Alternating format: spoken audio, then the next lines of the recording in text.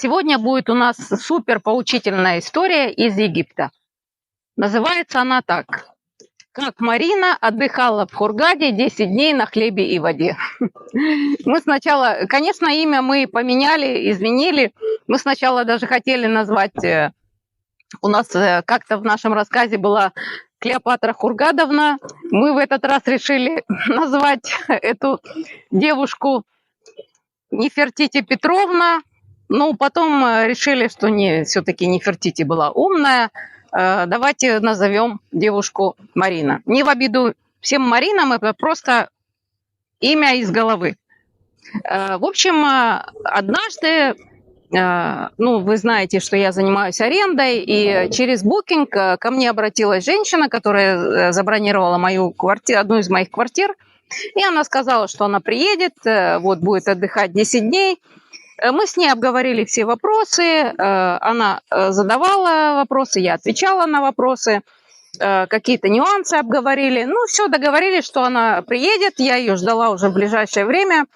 И вот за день до ее приезда получаю от нее сообщение, что она не приедет, что у нее поменялись планы, что вот такая вот ситуация форс-мажорная. Думаю, ладно, форс-мажор, он и в Африке форс-мажор.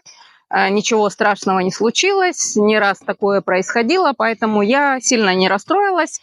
Просто открыла опять даты и все. Я забыла, конечно, уже про эту Марину, и таково было мое удивление, когда я почти ночью, практически ночью, уже в первом часу ночи ко мне раздался звонок, и раздался голос этой Марины, которая плакала в слезах, в соплях, мне звонила. Я толком ничего не поняла из этого ее сумбурного рассказа. Я сказала, давай так. Единственное, что я поняла, что квартира все-таки нужна. Мы с ней договорились встретиться, она звонила с чужого телефона, сказала, что вот она приедет через 20 минут, будет ждать меня возле какого-то определенного места. И договорились встретиться. Не знаю, где она там кругами ездила, в общем, мы встретились. И когда мы договорились, что я ее отвезу в квартиру, оказалось, что денег у Марины нет. Нестандартная ситуация, потому что сдача квартир в аренду – это мой бизнес. Понятно, что я получаю за него деньги. И просто так принимать гостей, не в моих правилах, ни в чьих, я думаю. Я сказала, что, Марина, как мы будем финансово решать вот этот вопрос? Я не могу поселить без денег совсем. Марина расплакалась и сказала, что все, она остается на улице без ничего. Вот ее одна единственная сумка, маленькая сумочка, и она мне вышлет деньги после того, как она приедет туда к себе домой. Пришлось мне поверить на слово ей, просто потому, что я не могла человека оставить на улице ночью, одну, в чужой стране, без языка, вообще без языка. Она говорила только по-русски. Какой-то, может, у нее еще другой язык был, но по-английски она не говорила. Конечно, по-арабски тоже. Приехали мы в квартиру, я ее разместила. Конечно, у меня был такой неприятный осадок, это была ночь. Я ломала голову, думаю, что, как? Конечно, она мне рассказала так вкратце. Не хотела она вдаваться в подробности.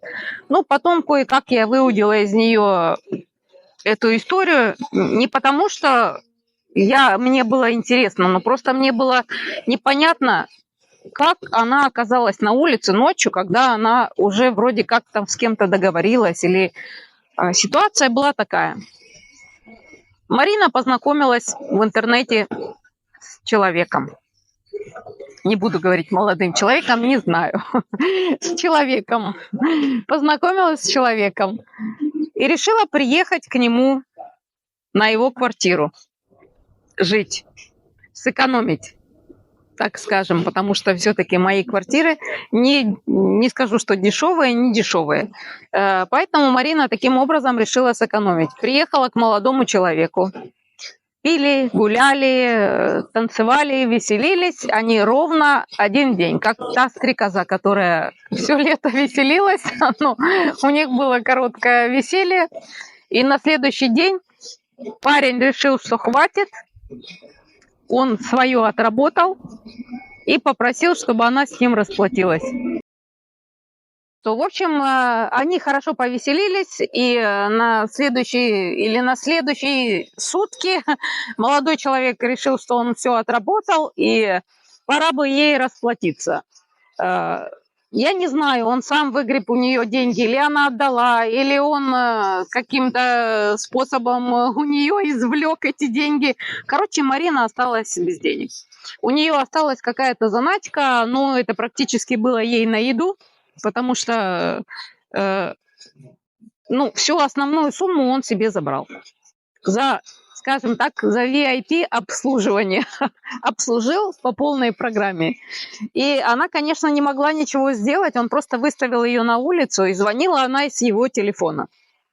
Так у меня оказался его телефон. То есть, когда он позвонил мне, и у него оказался мой телефон, потому что он, по крайней мере, знал, что она не осталась на улице, что кто-то там ее приютил. В общем, Марина отдохнула 10 дней, отказывала себе во всем, не знаю, ходила, не ходила на пляж. Я знаю только, что соседка ее накормила, соседка, которая жила там рядом, накормила ее супом, потому что она говорит, у нее не было совсем денег, и она попросила, если что-то у нее из еды.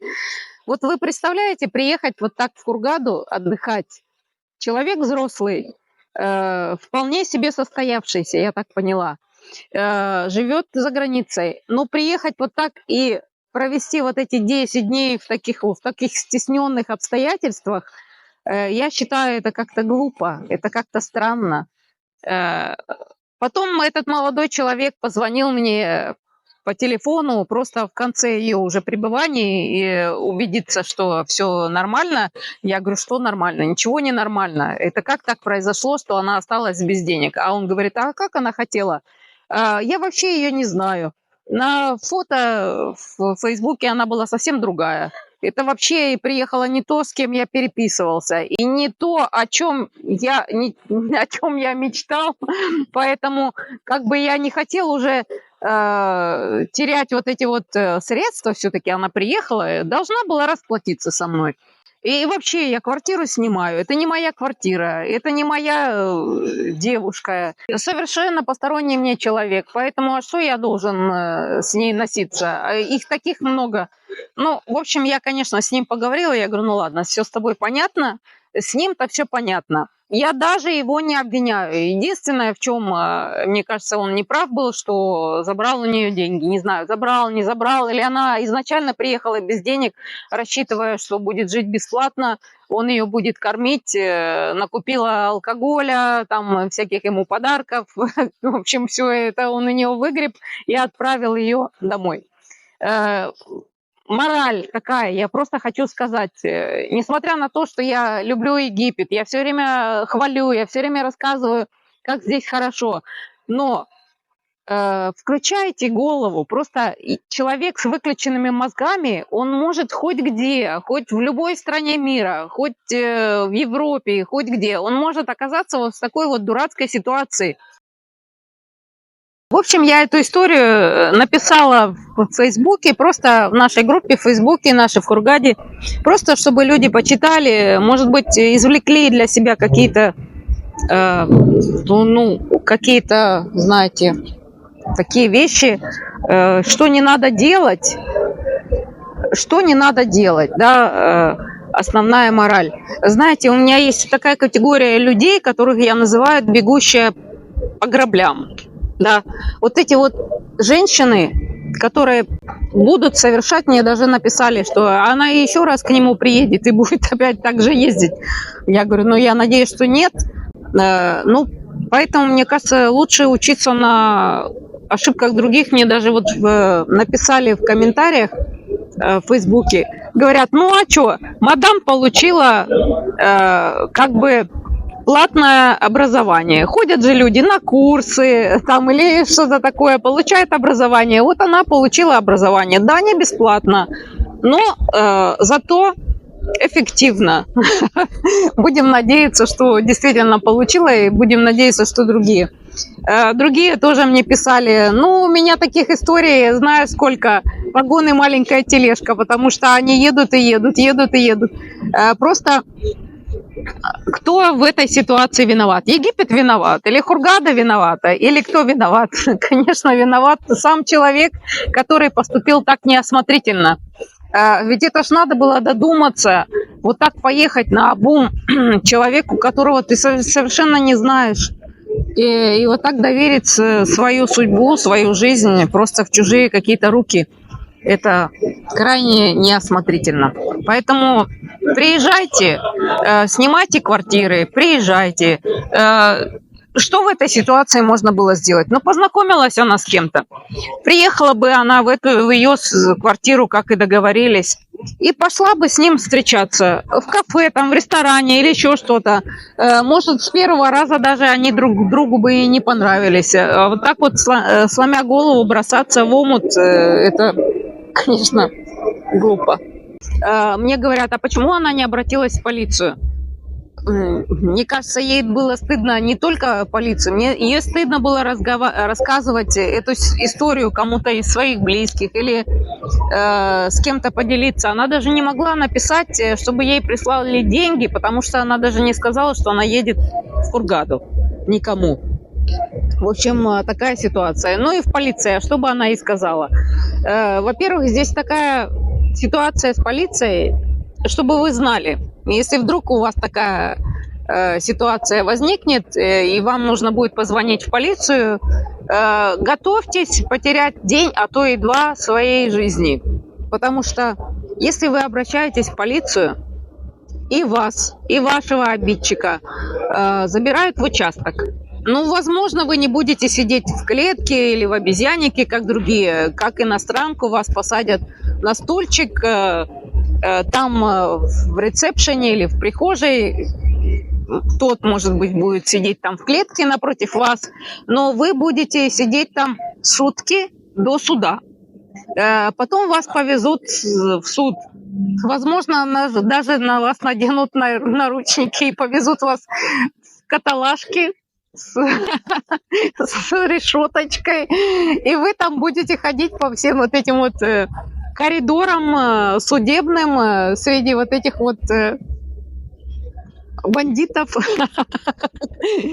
Это, конечно, смешно выглядит, но вот вы просто представьте, просто когда они разбираются, для них вы равноценная такая же сторона. Если он скажет что-то другое, а вы скажете что-то против него, а он скажет против вас, они вас приведут в суд и будут разбираться там в суде. Для них вы оба совершили какое-то противоправное действие. И они будут в суде разбираться. И потом они решат, отпустить вас или задержать до следующего заседания. Поэтому будьте осмотрительны. Полиция здесь еще тот квест, который я вам не желаю пройти. Просто одна наша знакомая, она вот так вот обратилась в полицию и потом говорит, что она 2 суток, там 2 или 3 она сидела. Сколько она там сидела? Она также точно 3 суток она сидела в полиции, потому что она на него сказала, а он на нее что-то сказал. И потом они разбирались 3 суток, и 3 суток она провела в Калабуше. Калабуши – это полиция по-арабски. Ну, вот такой вот обезьянник типа. Будьте внимательны, осмотрительны. Еще одна моя знакомая тоже на кого-то решила.